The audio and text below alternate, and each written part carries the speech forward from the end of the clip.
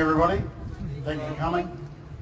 On the 23rd of March 2020, if you can think back to that time, Jacinda Ardern, our then Prime Minister, made a speech that the whole nation stopped to listen to.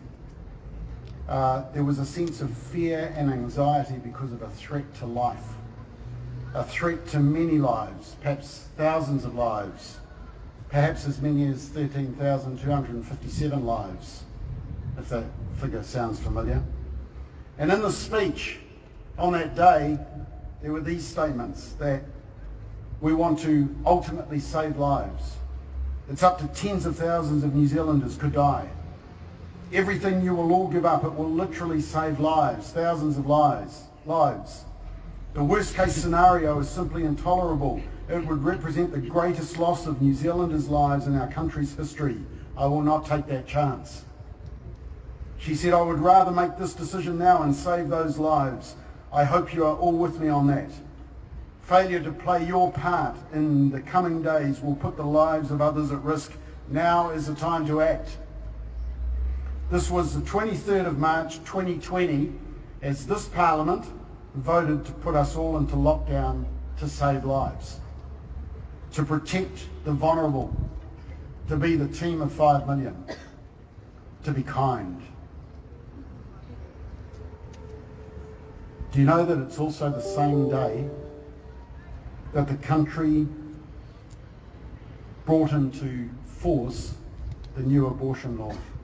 That day, 23rd of March 2020.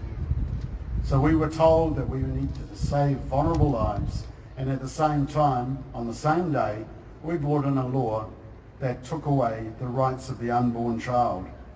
We all made sacrifices, we thought of others, we changed the routines of our lives, we supported the most vulnerable. And yet, they passed and talked about and campaigned on legislation to take away the rights of the most vulnerable, the unborn child. Can you see the contradiction, the stupidity?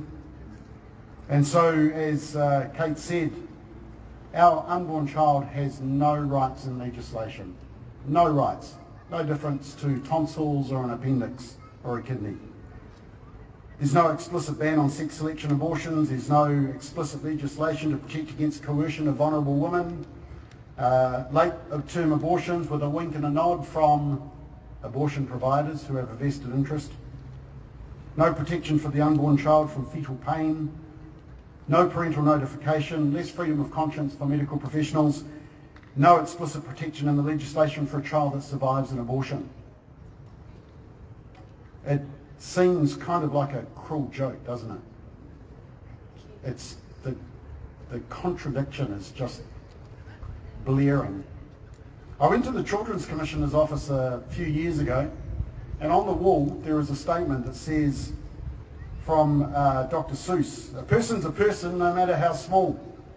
The problem is that they left out the key part of the quote, because the key part, the whole quote, says, a person's a person no matter how small, and you very small persons will not have to die if you make yourselves heard. So come on now and try. Hear that? If you make yourselves heard. Are we making ourselves heard? You know, I take encouragement from what happened in the States with Roe v. Wade. They overturned that. 50 years ago, that law came into being, but the pro-life movement didn't sulk. They didn't pack up their tent. They didn't go away. What did they do? They united. They strategized. They energized each other. And 50 years later, or almost 50 years later, the law was overturned. My challenge to you is it may take us 50 years to overturn the law. We need to dig in for the long haul. You know what? It may be the front page of the Herald on the 23rd of March 2070 that it says, unborn child given right to life. Are you willing to hang in for that long? Because we have to. We have to. Let me close Proverbs 24. It says, rescue those who are unjustly sentenced to death. Don't stand back and let them die. Don't try to disclaim responsibility by saying you didn't know about it. For God, who knows all hearts, knows yours, and he knows we knew. And he will reward everyone according to his deeds.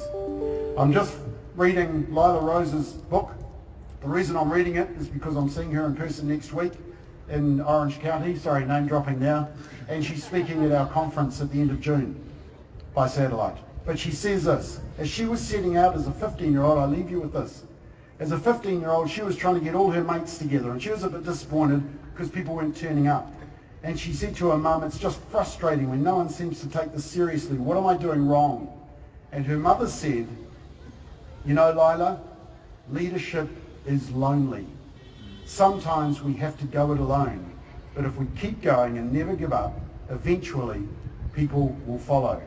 And of course, as you know, millions are now following live action. Most people know Lila Rose.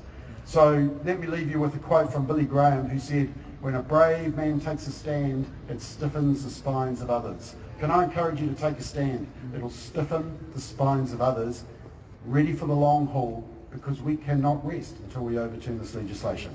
Amen.